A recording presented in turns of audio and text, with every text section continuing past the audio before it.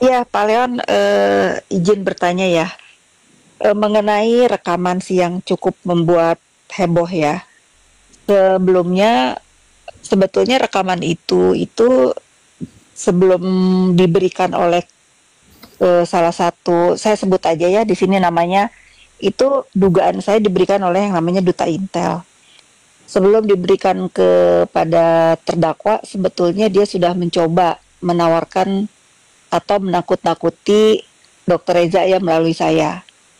Modusnya sama, ujung-ujungnya ingin memeras lah gitu ya. Tapi saat itu saya tidak sampaikan karena menurut saya kalau saya sampaikan akan sama saja saya menormalisasi orang-orang yang mengancam untuk ya yang terjadi di terdakwa sekarang kan. Jadi saya bilang sudah jangan jangan didengar, abaikan saja. Sampai ya terjadi diberikan ke terdakwa nih. Saya tahu banget, saya karena tahu juga rekaman itu isinya apa dan saya bisa pastikan karena sebelum ini beredar pun saya tanya ke Dokter Mufid, suaminya Reza, dan Reza, apakah rekaman ini ada? Nggak ada. Dia juga tidak apa ya nggak punya kakak yang bernama Dewi Dewi itu. Mungkin yang diberikan ke ya yang diberikan kepada terdakwa ini sepenggal dari rekaman yang mereka yakini bahwa ini adalah benar gitu ya. Sebagai kerabat jauh kurang lebih mungkin dia ini menyatakan oh kalau seperti pembelaan gitu ya terhadap Dokter Reza dan Mufi, tapi rekaman itu dipenggal tidak seperti itu sebetulnya. Tapi anyways, ini kan bukan hal yang harus kita bicarakan ya. Pertanyaan saya adalah jika ini bergulir dan udah sampai ke KPK, lalu misalnya diperiksa ini orang-orang yang diduga dituduh oleh kubu terdakwa ini, kalau tidak terbukti itu gimana ya? Apakah yang bisa melaporkan itu termasuk Dokter Reza dan Dokter Mufid bisa melaporkan nggak ya kerugian apa yang mereka rasakan ini kan sekarang seolah-olah mereka bermain tidak fair gitu dalam urusan hukum ini. Apakah Dokter Mufid sama Reza juga bisa melaporkan ya? Itu sih pertanyaan saya. Oke, jadi Ya, Leon, ya langsung Bang Leon. siap. Jadi sebenarnya untuk perkara ini ya mengenai laporan ini sangat sederhana sebenarnya. Kalau nanti KPK ini kan sudah dilaporkan ke KPK nih. Kemudian KPK itu kan pasti dia full bucket dulu. Kalau dia sudah full bucket kemudian dirasa cukup baru dinaikkan ke penyelidikan. Dari penyelidikan nanti dinaikkan ke penyidikan. Kalau nanti pada saat full bucket KPK menyatakan ini tidak terbukti, tidak dapat diverifikasi pengaduannya, katakanlah kesimpulannya seperti itu. Pihak-pihak yang disebut namanya di dalam persidangan maupun di luar persidangan itu bisa melaporkan. Karena saya beberapa kali ngeliat kan Bu Fitri kan juga disebut-sebut itu namanya kan. Iya, Bu Fitri juga bisa melaporkan. iya, Gak iya, cuma iya. Dr. Reza Gledis dan suaminya, siapapun yang disebutkan sebagai orang yang diduga men-skenario-skenarian itu oleh mereka, itu bisa membuat laporan ketika nanti KPK katakanlah menyimpulkan ini tidak dapat diverifikasi, tidak dapat ditindaklanjuti. Dan laporannya itu nggak cuma laporan palsu loh, pengaduan palsu. Pencemaran nama baik bisa itu. Karena kan sebelum sampai ke KPK kan sebelum diadukan ke KPK mereka udah publish dulu ke media.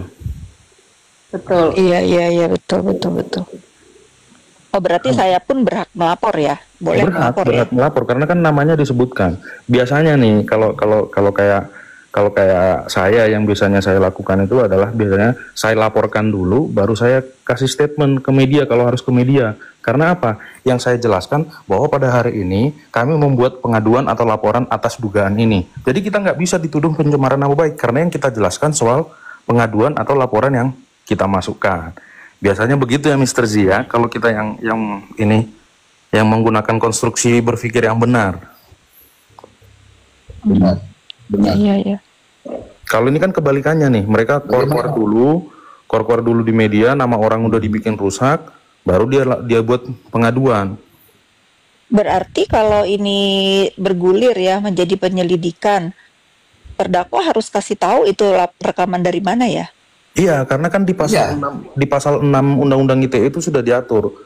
Jadi pasal 6 itu lengkapnya begini bunyinya. Dalam hal terdapat ketentuan lain selain yang diatur dalam pasal 5 ayat 4, yang mensyaratkan bahwa suatu informasi harus berbentuk tertulis atau asli, informasi elektronik dan atau dokumen elektronik dianggap sah sepanjang informasi yang tercantum di dalamnya dapat diakses, ditampilkan, dijamin keutuhannya dan dapat dipertanggungjawabkan sehingga menerangkan suatu keadaan. Jadi itu harus utuh dan dapat dipertanggungjawabkan. Gitu. Oke, seandainya misalnya terbukti nih rekaman itu berasal dari duta intel itu, berarti kalau saya misalnya mau melaporkan ini, berarti saya bisa melaporkan dia juga sebagai upaya pemerasan terhadap Dr. Reza kan?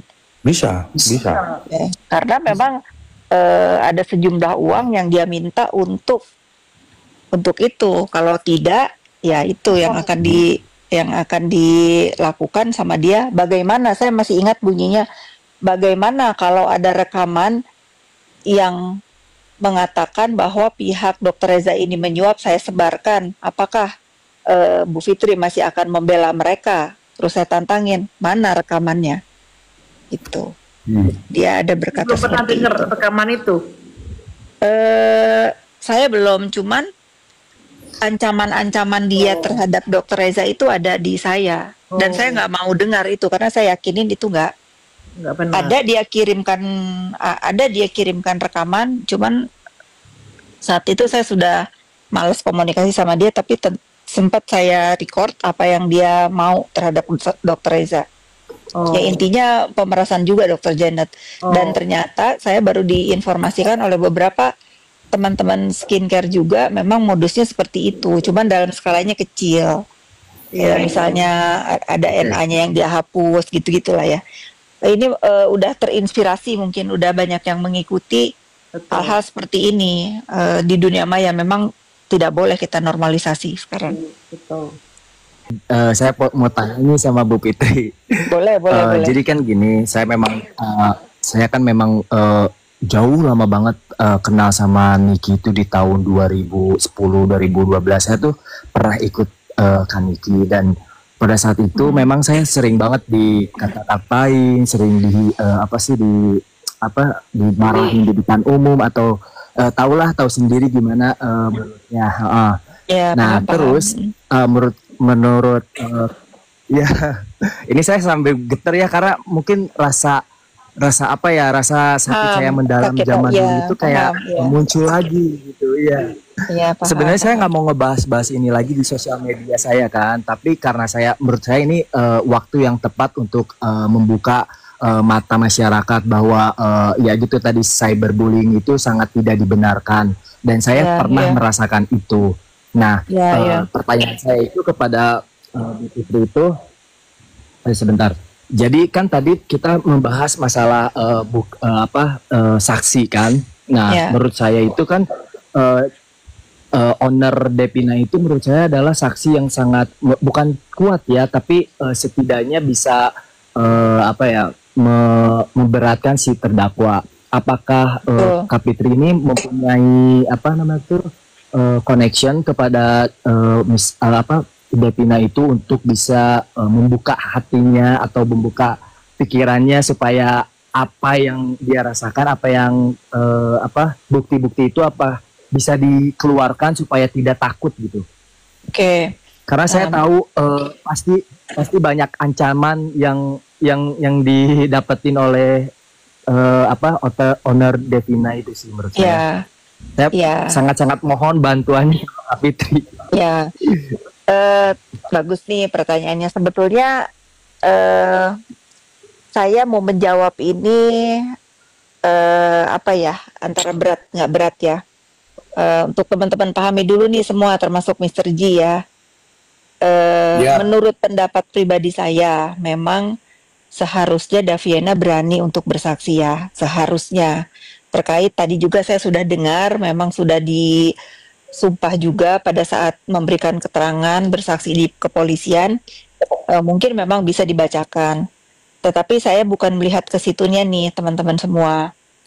Saya melihat bahwa Dr. Reza dan suaminya ini yang berani melaporkan ini bukan untuk dia sendiri ya. Betul. Dia ini untuk mewakili semua owner skincare ini untuk bisa berjualan lagi dengan tidak diganggu-ganggu.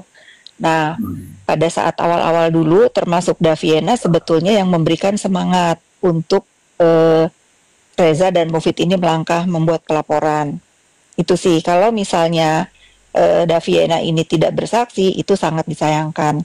Karena menurut saya benar tadi kalau dari kubunya sana kan yang speak up itu buzzer ya. Tidak ada nih manusianya seperti kita-kita ini berbicara kebenaran. Menurut saya seperti itu. Kalau secara pendekatan pribadi tentu sudah. Saya mencoba untuk sebagai orang yang dituakan lah sama mereka memberikan pandangan-pandangan juga ke Daviena. Tapi memang saya lihat secara fisik dan memang dia ini kena mental, kalau bahasa simpelnya dia kena mental ya. Mungkin kesiapan untuk dia bersaksi itu juga takut terjadi pembulian lagi dan lain-lain, karena tidak semua orang kan punya mental yang kuat ya. Kalau saya bukannya kuat, mungkin saya karena terbiasa juga. Begitu dulu saya mendampingi terdakwa, saya sudah dibully macam-macam sehingga saya merasa saya menolong orang pun saya dibully gitu kan. Ya saya sudah nggak peduli juga. Tapi saya selalu berkeyakinan ya yang benar pasti akan saya bela, terutama Reza ini sebagai korban bullying. Saya selalu bilang ya ke dokter Janet juga nih, dokter saya tidak paham kalau mengenai skincare, tapi kalau mendampingi Reza ini kan dia korban bullying ya. Saya tahu rasanya dibully sama terdakwa ini kan nggak ada orang yang berani menemani. Boro-boro mau menemani gitu ya. Tapi kalau saya insya Allah ya saya berani untuk memberikan kekuatan lah. Balik lagi ke Daviena ya, saya sudah memberikan nasihat lah, kalau bisa dibilang dinasihat. Saya tidak tahu apakah dia akan bersaksi atau tidak hari Kamis nanti. Kita sama-sama tunggu saja, karena dalam hal ini kan kita nggak bisa juga memaksa ya Mr. Z. Itu kesadaran dia sendiri. Jangan ada kesan nanti timbul di kita semua yang paham. Ada orang yang berani untuk maju, untuk pasang badan, untuk kepentingan semua para pebisnis skincare ini, tetapi pada saat kita mau sampai ke garis finish kok tidak menuntaskan dengan baik gitu sih. Betul. Itu pendapat saya. Tapi saya sudah menemani, sudah memberikan pengertian ke Daviena. Saya salah dulu sebentar Mr. G. Saya sudah bertanya ke Daviena. Kemarin jawabannya dia akan sholat istiqoroh dulu, akan mencari petunjuk dan akan berkonsultasi dengan lawyernya. Gitu. Kalau alasannya takut dibully itu bukan alasan yang sah ya. Dia bisa dijemput paksa kalau alasannya itu. Iya, takut dibully Mr. Leon, karena kan dia sekarang sudah merasa aman, dagangan lagi begitu. Karena gini, dia kan kalau dia sudah di BAP, dia itu punya kewajiban untuk hadir, kecuali dia belum di BAP kemarin. Lah waktu di BAP di penyidikan kenapa mau? Nah itu mungkin dijelaskan ke lawyernya tuh, dibantu tuh Bang Leon. Kalau rekan tahunnya itu pasti berani lah. Orang ini aja kan dia buka itu ada percakapan soal permintaan